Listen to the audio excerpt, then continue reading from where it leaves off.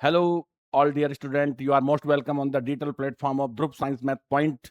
और हमारा चैप्टर चल रहा है वन रियल नंबर और अभी हम we are studying the theory of the chapter number one real numbers. और कल मैंने आपको बताया था कि rational numbers and irrational numbers with example. तो उसमें जो हमारा टॉपिक रह गया था वो रह गया था डेसिमल नंबर्स। अब देखो डेसिमल नंबर्स का क्लासिफिकेशन करते हैं, एक चार्ट बनाते हैं। डेसिमल नंबर जो होते हैं वो दो टाइप के होते हैं। एक होता है टर्मिनेटिंग डेसिमल नंबर्स और दूसरे होते हैं non terminating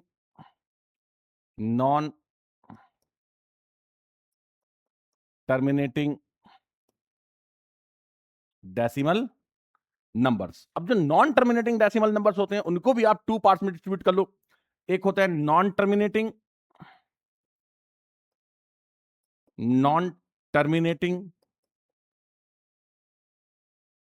and repeating decimal numbers और एक होते हैं नॉन टर्मिनेटिंग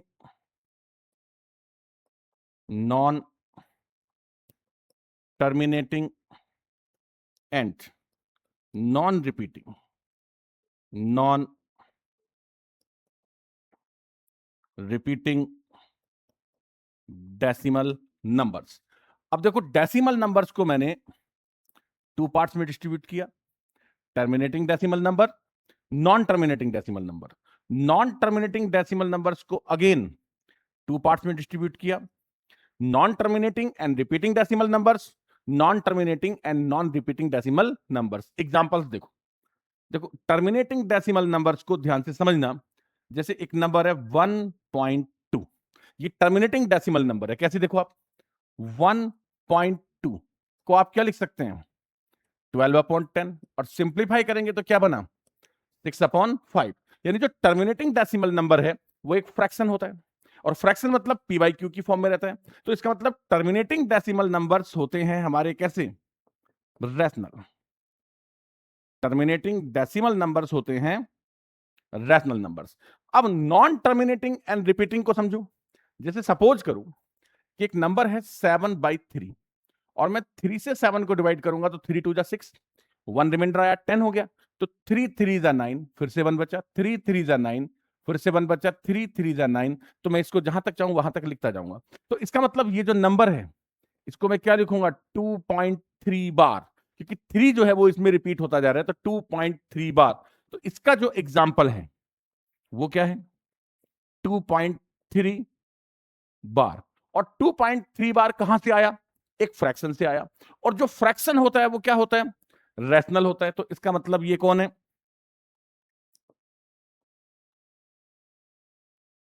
रैशनल नंबर है। ये भी आपके रैशनल नंबर्स होते हैं। अब non terminating and non repeating जो होते हैं these are the patterns.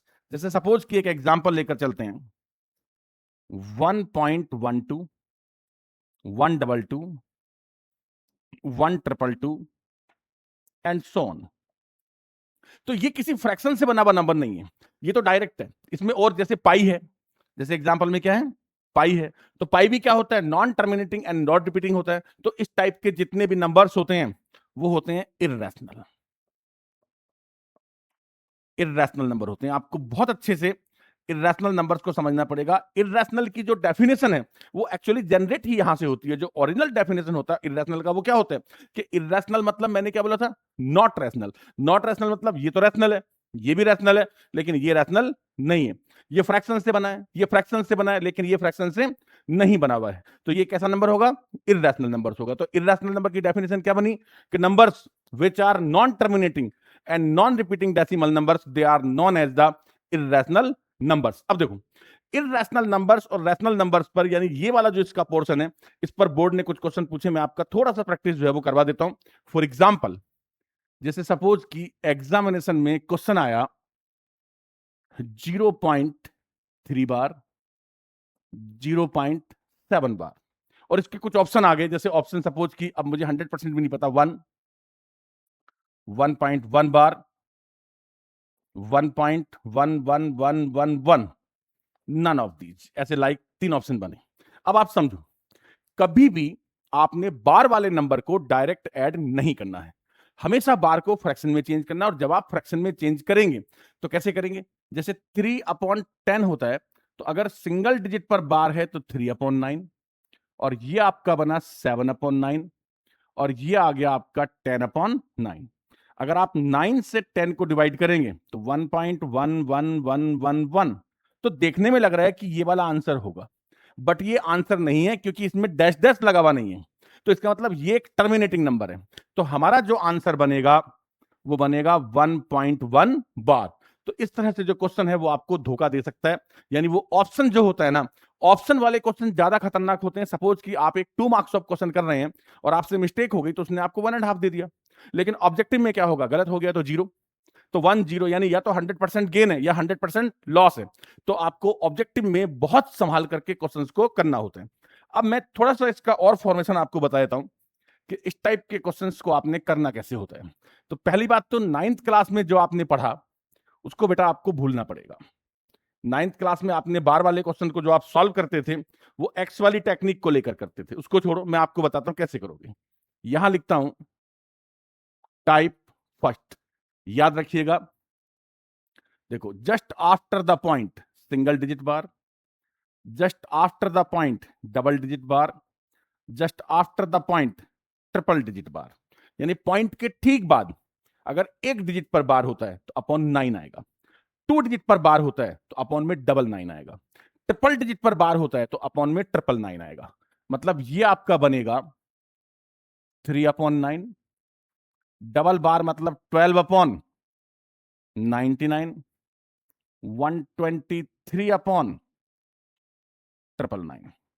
Simplify अगर मैं इसको करता हूं 3 से, 1/3, 3 4 जा 12, 33, 3 4 जा 12, 3 1 जा 3, और क्या आ गया 333। बोलो राइट। तो ये आपका बन गया टाइप 1। इसको मैं थोड़ा सा और अरेंज कर देता हूं, इसे मैं यहां रख लेता हूं।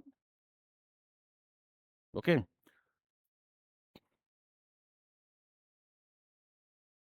विजिबल है ना? ओके, और टाइप 1 तो आपको समझ में आ गया होगा, क्या बताया मैंने, just after the point single digit अगर है तो सिंगल डिजिट पे क्या आएगा, अपॉन 9, डबल डिजिट में अपॉन 99, ट्रिपल डिजिट में अपॉन में 999। टाइप 2 समझो, टाइप 2, टाइप 2 में क्या होता है, जैसे क्वेश्चन है 0.12 बार, ध्यान देना 0.123, चाहे डबल बार लो या सिंगल बार लो कोई प्रॉब्लम नहीं है। एक और ले लेता हूं, जैसे 0.123 बार। तो देखो इसको कैसे सॉल्व करोगे, ध्यान देना मैं क्या लिख रहा हूं। पॉइंट के जस्ट बाद जो नंबर है वो क्या है 12, तो यहां पर आपने लिखना है 12 में से बिना बार वाले को माइनस करना है। क्या बोला मैंने, 12 में से, इस पूरे नंबर में से आफ्टर द पॉइंट, पॉइंट के बाद जो नंबर है, यानी पॉइंट छोड़कर पढ़ो इसको, तो ये क्या है 12 में से माइनस करो किसको, 1 को, यानी बिना बार वाले को, अपॉन बाद में डिस्कस करते हैं। यहां पर आओ, जो नंबर है वो क्या है 123, 123 में से माइनस करो किसको, बिना बार वाले को। यहां देखो जो नंबर है वो क्या है, अगेन 123, और इसमें से माइनस करोगे किसको, बिना बार वाले को। करेक्ट। अब अपॉन में क्या करना है, ध्यान देना, सिंगल डिजिट बार 9, सिंगल डिजिट बार 9। अब जैसे पॉइंट के बाद जो डिजिट है पॉइंट 1, अगर ये बार का तो मैंने 9 लिख लिया, पॉइंट 1 का क्या आता है अपॉन में 10, जैसे 9 10 जा क्या हो गया 90। अब डबल बार का क्या आएगा 99, और पॉइंट 1 का क्या लगेगा 0। सिंगल डिजिट बार, बार एक के डिजिट पर है तो 3 पर जो बार है इसका क्या आएगा 9, और जो पॉइंट के बाद दो बिना बार वाले हैं उनका क्या आएगा 0।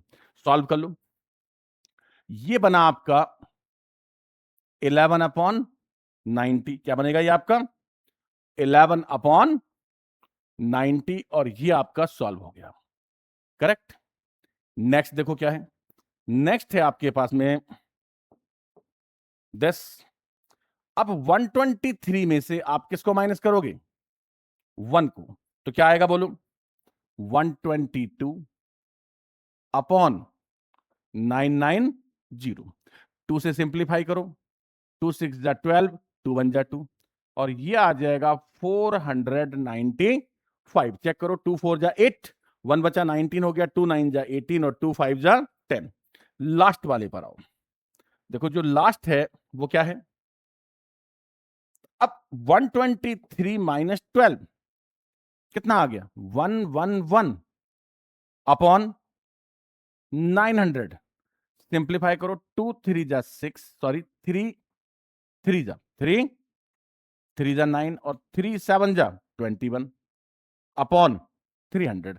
इसका मतलब जितने भी बार वाले क्वेश्चन होते हैं हम उनको सबको किसमें, फ्रैक्शन फॉर्म में लिख सकते हैं। तो याद रखना कि नंबर कौन से, नॉन टर्मिनेटिंग एंड रिपीटिंग यानी बार वाले, they are the rational numbers, और ऐसे हमें उनका कन्वर्जन करना होता है।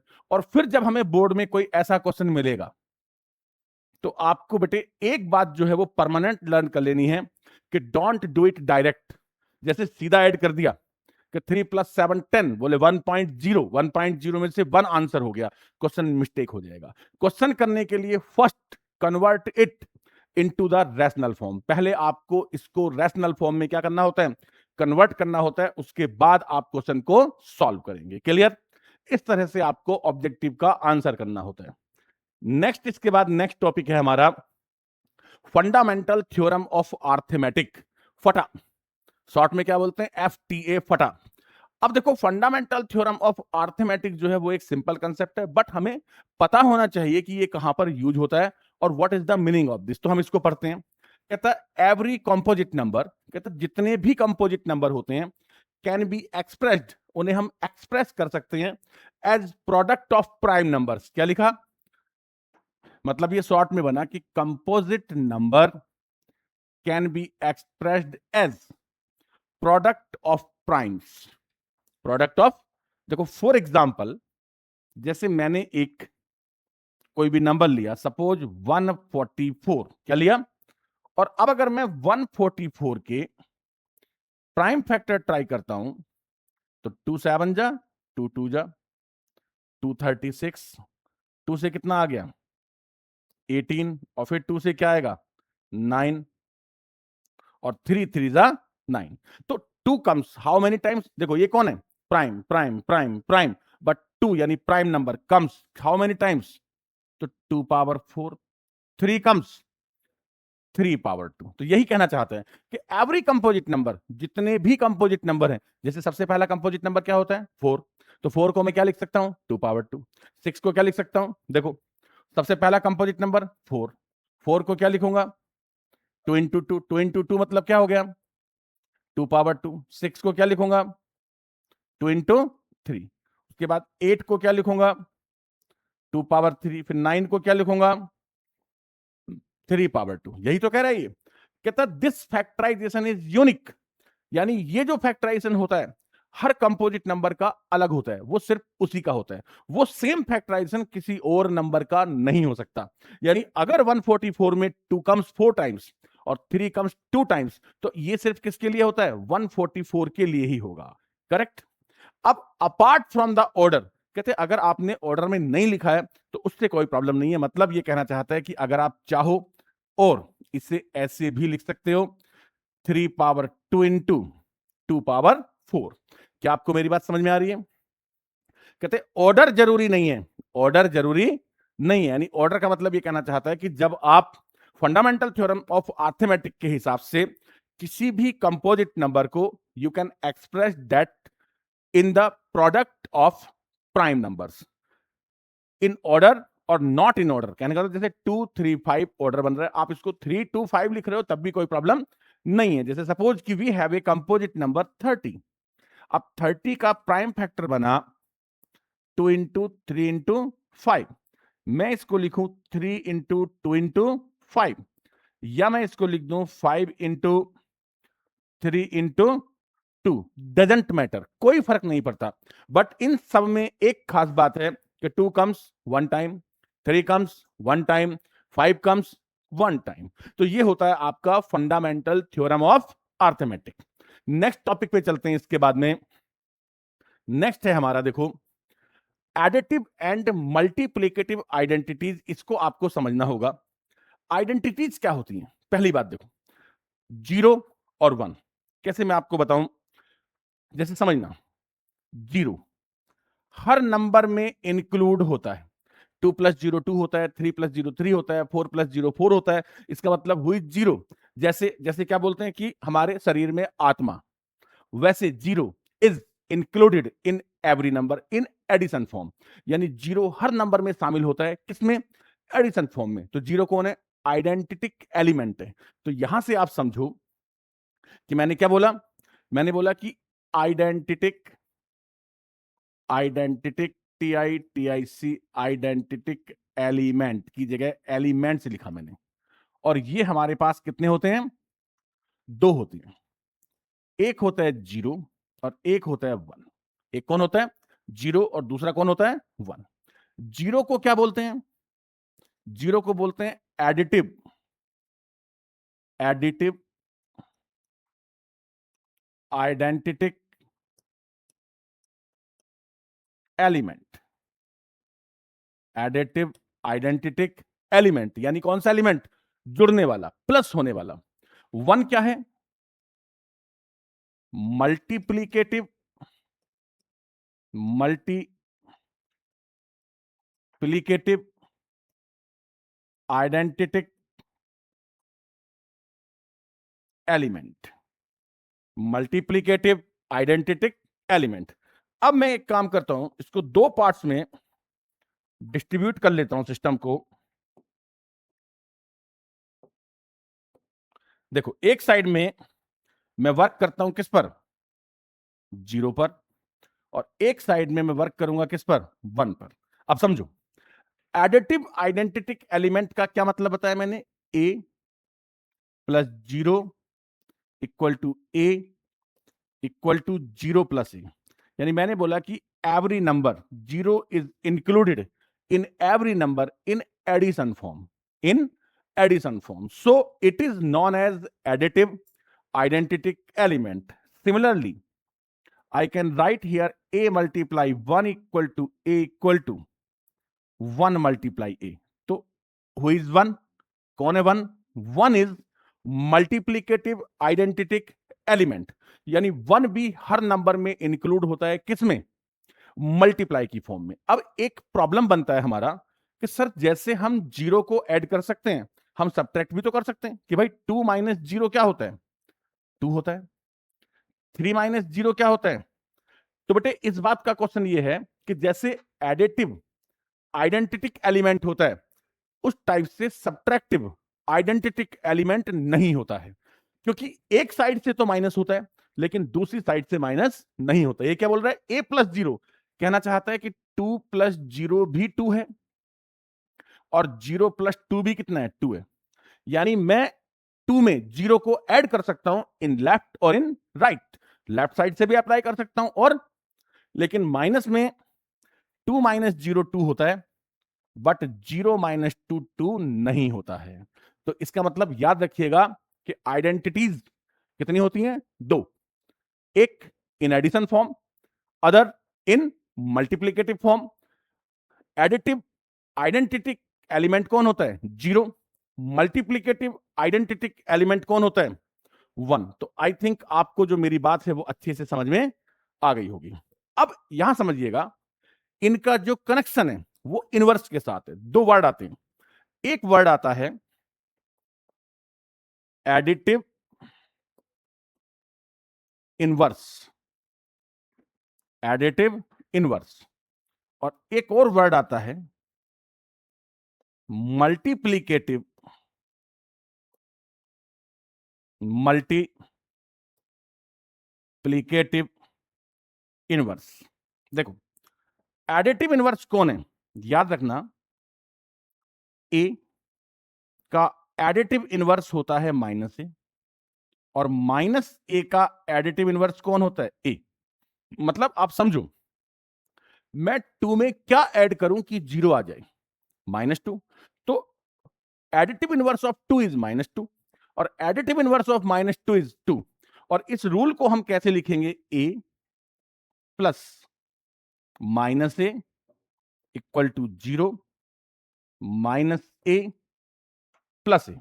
आई थिंक आपको मेरी बात समझ में आ गई होगी। क्या जैसे दो आइडेंटिटीज होती हैं, एडिटिव और मल्टीप्लिकेटिव, वैसे ही दो इनवर्स होते हैं, एडिटिव इनवर्स और मल्टीप्लिकेटिव इनवर्स। अब यहां पर आओ, ए का मल्टीप्लिकेटिव इनवर्स कौन होता है? 1/a। और 1/a का मल्टीप्लिकेटिव इनवर्स कौन होता है? ए। मतलब मैं 2 में किससे मल्टीप्लाई करूं कि 1 आ जाए? बोलो किससे मल्टीप्लाई करूं? अगर मैं 2 को 1/2 से मल्टीप्लाई करूंगा तो 1 आएगा।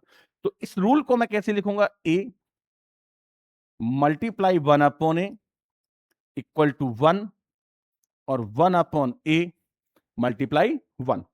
Any problem? अब यहां पर समझने वाली बात यह है कि मैं इतना कुछ बता ही क्यों रहा हूं, बताने की जरूरत ही क्या है? देखो, बोर्ड ने एक क्वेश्चन पूछा, एक क्वेश्चन के लिए ही मैं ये सारा काम कर रहा हूं। पहले मैं छोटे छोटे जो नोट्स बने वो लिख देता हूं। नोट्स क्या बना कि additive inverse of a is 1/a। Additive inverse, sorry, additive inverse of a is minus, और additive inverse of minus a is a. Next बना multiplicative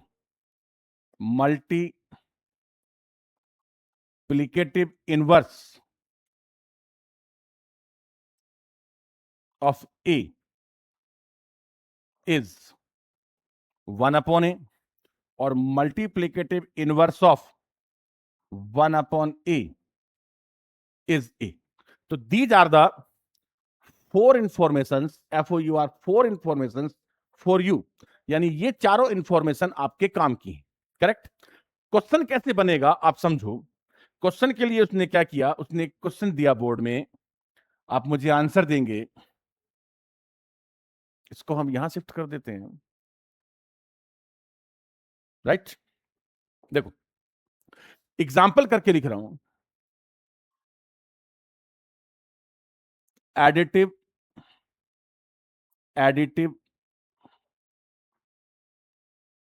identity element in natural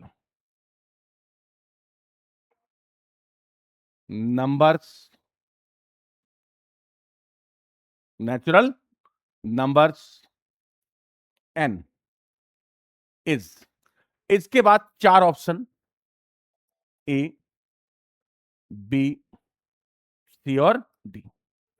0, 1 does not exist और none of these। अब सारे बच्चों को यह पता होता है कि यार आइडेंटिटिक एलिमेंट 0 होता है। एडिटिव आइडेंटिटिक एलिमेंट कौन होता है? 0 होता है। बोले किसने बताया? बोले त्यागी सर ने बताया। बोले ये लिखा हुआ है, आइडेंटिटिक एलिमेंट कौन होता है? 0 होता है। और 0 को हम क्या कहते हैं? एडिटिव आइडेंटिटिक एलिमेंट कहते हैं। सर ने ऐसा बताया था, हमने भी ऐसा कर दिया, बोर्ड में हमारा क्वेश्चन गलत हो गया। वहां बोर्ड ने हमें 0 दे दिया। रीजन, यही बात आपको समझनी है मेन, कि ऐसा हमारे साथ क्यों हुआ। तो देखो, द रीजन इज कि 0 is not a natural number. 0 खुद एक नेचुरल नंबर नहीं है। तो आप जिसके लिए क्वेश्चन सॉल्व कर रहे हैं वो उस फैमिली का मेंबर भी होना चाहिए। इसका मतलब यह हुआ कि there are 2 conditions for identity element. एक, कि वो लेफ्ट से भी अप्लाई हो सकता है, राइट से भी अप्लाई हो सकता है। दूसरा, कि मैं जिसकी बात कर रहा हूं वो उसका क्या होना चाहिए? मेंबर होना चाहिए। तो इस बात को समझने के लिए आपको समझना पड़ेगा 0-1 चार्ट। क्या समझना पड़ेगा? और इस क्वेश्चन का आंसर क्या होगा? क्योंकि 0 क्या नहीं है? खुद एक नेचुरल नंबर नहीं है, तो 0 तो हो नहीं सकता, कैंसिल हो गया। और 1 नहीं हो सकता क्योंकि 1 तो मल्टीप्लिकेटिव होता है, तो 1 भी नहीं होगा। तो आंसर आएगा डज नॉट एग्जिस्ट। यानी सेट ऑफ नेचुरल नंबर्स में एडिटिव आइडेंटिटिक एलिमेंट होता ही नहीं है। तो याद रहेगा आपको क्या आंसर आएगा? Does not exist. अब आप चार्ट समझ लो। देखो मैंने क्या क्या पढ़ाया आपको, set of natural numbers, set of whole numbers, Z integers, Q rational numbers, Q dash irrational numbers, R real numbers. Real number शायद मैंने अभी आपको बताया नहीं है, एक बार मैं रियल नंबर को एक्सप्लेन करता हूं और फिर मैं वापस यहां पर आता हूं। देखो समझो क्या बोला मैंने, एक तो मैंने बोला रैशनल नंबर्स मैंने आपको पढ़ा दिए क्यू, एक होता है क्यू डैश। तो who is Q, set of rational numbers, set of rational numbers, Q dash set of irrational numbers, set of irrational numbers. अब देखो मैं यहां स्टूडियो में आपके लिए रिकॉर्डिंग कर रहा हूं और मेरे सामने दो बच्चे बैठे हुए हैं, एक अनवय बैठा हुआ है और एक यस। अब आप ऐसे मानो कि अनवय हैज ए बैग और उस बैग पर लिखा हुआ है Q, yes has a bag उस पर लिखा हुआ है क्यू डैश, ठीक है। और one more student in the studio that is Bhavesh, और उन्होंने क्या किया कि अपने दोनों बैग भावेश को दे दिए और भावेश ने क्या किया, दोनों को मिला दिया। तो जब दोनों को मिला दिया तो उस बैग का नेम बन गया आर। क्या नेम बन गया, आर। तो who is R, real numbers कौन होते हैं, कि इस पूरे मैथ में जितने भी रैशनल और इररेशनल नंबर्स लाई करते हैं अगर हम उनको मिला दें तो क्या बन जाता है, रियल नंबर्स बन जाता है। तो डेफिनेशन बनी बेटे, डेफिनेशन बना the combined set of the combined set of rational and rational and irrational numbers, rational and irrational numbers, the combined set of rational and irrational number is a set of rational numbers, sorry, is a set of real numbers, real numbers। अब याद रखना, it is denoted by, it is denoted by r, it is denoted by r, इसे हम क्या कहते हैं, r कहते हैं। तो डेफिनेशन क्या बनी, कि डेफिनेशन ये बनी कि r कौन है, r है q, और क्यू डैश को क्या किया, मिला दिया यानी प्लस कर दिया। तो दो सेट्स, जैसे 2 + 3 क्या होता है, 5 होता है, तो प्लस क्या करता है, उनको एडिट करने का काम करता है, एडिशन करने का काम करता है। ऐसे जब आप दो सेट को ऐड करते हैं तो बीच में एक वर्ड आता है यू, यानी यूनियन। यूनियन याद रखिएगा, यूनियन कौन है, यूनियन किस काम आता है, कनेक्टिंग ऑफ टू सेट्स। जब मुझे दो सेट्स को प्लस करना होता है तो मुझे यूनियन लिखना पड़ता है। तो डेफिनेशन के अकॉर्डिंग क्या बना, कि who are the real numbers, कि real number is the combined set of rational numbers and irrational numbers. Done, clear. और कौन है, इसकी दो डेफिनेशन होती है, एक आपने पढ़ा होगा नंबर लाइन, क्या पढ़ा होगा, देखो नंबर लाइन एक मैं लेता हूं आपके लिए, ये एक नंबर लाइन है, ये नंबर लाइन है। नंबर लाइन में क्या क्या होता है बोलो, बोले सर कुछ नहीं होता, बस यहां पर एक क्या होता है, जीरो होता है, यहां पर 1 होता है, यहां -1 होता है, here is infinite, here is minus infinite. अगर आपको याद हो तो क्लास 9th में चैप्टर 1 में आप ऐसे क्वेश्चन पढ़ते थे, जैसे represent √2 on number line, represent √3 on number line. एक एक्टिविटी भी था ऐसा, √2, √3, √5। √2, √3, √5 कौन है, these are the irrational numbers. इसका मतलब इररेशनल नंबर्स को नंबर लाइन पर प्रेजेंट कर सकते हैं, और सिंपल 2, 3, 4 जो रैशनल नंबर्स हैं उनको तो कर ही सकते हैं। तो इसका मतलब every number is real which can be represent on number line, जिसे जिस नंबर को नंबर लाइन पर रिप्रेजेंट कर सकते हैं वो सारे के सारे नंबर क्या होते हैं, रियल नंबर्स होते हैं। तो एक और डेफिनेशन अपने को मिला, क्या मिला, कि एवरी रियल नंबर, यहां पर लिख सकते हैं इन्वर्टेड कॉमा लिख, every real number can B represent on number line, can be represent on number line. तो ये आपका डेफिनेशन कंप्लीट हो गया किसका, रियल नंबर का। वापस चलते हैं अपने चार्ट पर, देखो तो मैंने आपको क्या बोला कि ये हमारे सेट होते हैं। अब हम किसकी बात कर रहे हैं? अब मेरी बात को बहुत ध्यान से आप समझना कि मैं आपको क्या कहना चाहता हूं। देखो आप,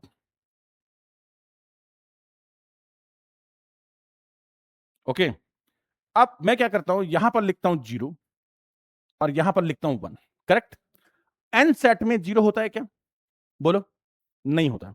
तो क्या लिखोगे?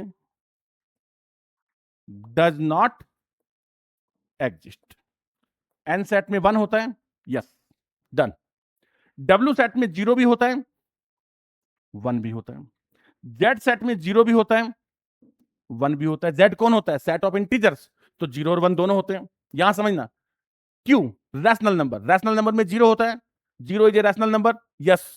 0 को कैन यू राइट इट 0/1, 0/2, 0/3, 0/4, तो 0 इज द रैशनल नंबर और 1 is also the rational number. 0 भी रैशनल नंबर और 1 भी, लेकिन ये इर्रेशनल नहीं है, क्योंकि इर्रेशनल का डेफिनेशन क्या है? Which is not rational, which is not. तो यहां पर आएगा डज नॉट एग्जिस्ट और यहां पर भी आएगा डज नॉट एग्जिस्ट। अब वापस समझो, अब क्या आ गया? आर।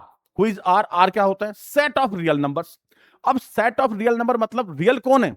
कि रैशनल और इर्रेशनल को मिला दिया, तो 0 और 1 इसमें इंक्लूड हो गया, क्योंकि 0 कौन था? रैशनल था। 1 कौन था? इसलिए 0 और 1 क्या है? रियल है। Any problem? अब एक क्वेश्चन जैसे कहां बना? एन सेट में। एक और बन सकता है, अगर उसने आपसे पूछा additive identity element in irrational numbers, तो बेटे याद रखना does not exist. Irrational numbers में भी 0 नहीं होता है। कौन नहीं होता? 0 मतलब हुई 0, 0 है कौन? एडिटिव आइडेंटिटिक एलिमेंट है। और 1 कौन है? मल्टीप्लिकेटिव आइडेंटिटिक एलिमेंट है।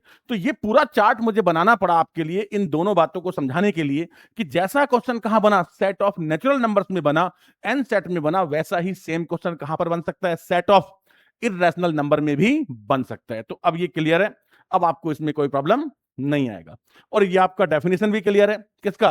रियल नंबर्स का। एक पॉइंट हमारा जो है इसमें वो और रह जाता है, 2 power m, 2 power n, 5 power n concept. देखो इसमें कुछ ऐसे क्वेश्चन बनते हैं, जैसे समझना, जैसे 17/50। अब जनरली अगर मैं देखूं तो एक 2 से मैंने ऊपर मल्टीप्लाई किया, एक 2 से मैंने नीचे मल्टीप्लाई किया, क्या बना? 34/100। मैंने 2 जीरो काटा और 0.34 लगा दिया, तो पॉइंट कहां आया? Just after 2 digit, just after 2 digit of decimal point, right? अब इसी चीज को मैंने 2 से मल्टीप्लाई किया, मुझे कैसे पता लगा कि मैं 2 से मल्टीप्लाई करूंगा? मतलब पहली बात समझो कि ये जो कंसेप्ट है, इस कंसेप्ट का जो रिलेशन है वो किसके साथ है? टर्मिनेटिंग डेसिमल नंबर के साथ है। टर्मिनेटिंग डेसिमल नंबर के साथ। और आप देखो, जहां मैंने आपको लिखाया था, मैंने आपको लिखवाया था टर्मिनेटिंग डेसिमल नंबर्स का चार्ट, मैंने कहां बनाया था बेटा? ये रहा, ये रहा। यहां पर मैंने क्या बताया था? टर्मिनेटिंग डेसिमल नंबर क्या होते हैं? रैशनल होते हैं। तो इसका मतलब ये हुआ कि टर्मिनेटिंग डेसिमल नंबर क्या होते हैं? बोलो, रैशनल होते हैं। टर्मिनेटिंग डेसिमल नंबर क्या होते हैं? और जो रैशनल होते हैं वो पी अपॉन क्यू की फॉर्म में होते हैं। क्या मेरी बात समझ रहे हैं? जो रैशनल होते हैं वो किस में होते हैं? पी अपॉन क्यू की फॉर्म में होते हैं। और अगर Q 2 power n 5 power m में होना चाहिए, यानी टर्मिनेटिंग डेसिमल नंबर रैशनल होते हैं। रैशनल कौन होता है? पी अपॉन क्यू की फॉर्म में होता है। और क्यू कैसा होना चाहिए? 2 पावर n 5 पावर m की फॉर्म में होना चाहिए। जैसे सपोज कि मैंने एक नंबर लिखा 21, 21 अपॉन में मैं लिखता हूं जैसे 21/25। क्या लिखा? 21/20। देखो मैं क्या करूंगा, 25 को लिखूंगा। 25 कौन है? 5 पावर 2 है। तो ये बन गया 21/25 5 पावर 2। अब मेरे पास 5 कितने हैं और टर्मिनेट कौन करता है नंबर को? 0। देखो 13 अपॉन 10 1.3, 13 अपॉन 100, भाई मैं क्या बोल रहा हूं, टर्मिनेट कौन करता है नंबर को? 10। 13 अपॉन 10 क्या हो गया? 1.3। 13 अपॉन 100 क्या हो जाएगा? 0.13, है ना? तो इसका मतलब मेरे पास कितने 5 हैं? 2। तो अगर मैं इसको 2 पावर 2 से ऊपर और 2 पावर 2 से नीचे मल्टीप्लाई कर दूं तो ऊपर क्या बनेगा? 21 इंटू 4, और नीचे देखो 5 और 2 का मल्टीप्लाई क्या हो गया? 10 पावर 2। बोलो एग्रीड और नॉट? नीचे क्या बना? 5 पावर 2 इंटू 2 पावर 2। तो can you right it? 5 into 2 power 2, तो क्या आ जाएगा? 10 पावर 2। करेक्ट। और 10 पावर 2 क्या होता है? तो इसका मल्टीप्लाई 84 अपॉन, तो कितने डिजिट के बाद पॉइंट आएगा? Just after 2 digit. करेक्ट। तो इससे हमें क्लियरिटी आती है कि जैसे आप क्या करेंगे जब किसी भी नंबर को आप इस फॉर्म में चेंज करते हैं, जैसे सपोज करो कि नंबर बना 2 पावर 3, 5 पावर 2 है नीचे, तो इसमें कितने 2 हैं? 3। 5 कितने हैं? 2। तो मैं एक 5 से ऊपर नीचे मल्टीप्लाई करूंगा तो दोनों सेम हो जाएंगे। तो जो बड़ी पावर है, जैसे 2 पावर कितनी है? 3, तो इसका मतलब पॉइंट कितने डिजिट के बाद आएगा? 3 डिजिट के बाद आएगा। तो this concept will help you कि नंबर कितने डिजिट के बाद टर्मिनेट होता है, तो उसको टर्मिनेट करने के काम आता है। तो आज की क्लास यहीं तक रखेंगे। ऑल द डियर स्टूडेंट्स, अब कल हम स्टार्ट करेंगे एक्सरसाइज नंबर 1.1। यानी पहले क्या करेंगे, हम एनसीईआरटी बुक से स्टडी करेंगे, उसके बाद वर्कशीट से स्टडी करेंगे, और जब मेरी तरफ से आपका चैप्टर कंप्लीट हो जाएगा फिर आपको बोर्ड में से सारे क्वेश्चन इसी में से मिलेंगे या इसके जैसे मिलेंगे, राइट। और एचसीएफ एलसीएम वाला कंसेप्ट जो है वो क्वेश्चन करते हुए हम कल ही डिस्कस करेंगे। Thank you, thanks to all of you.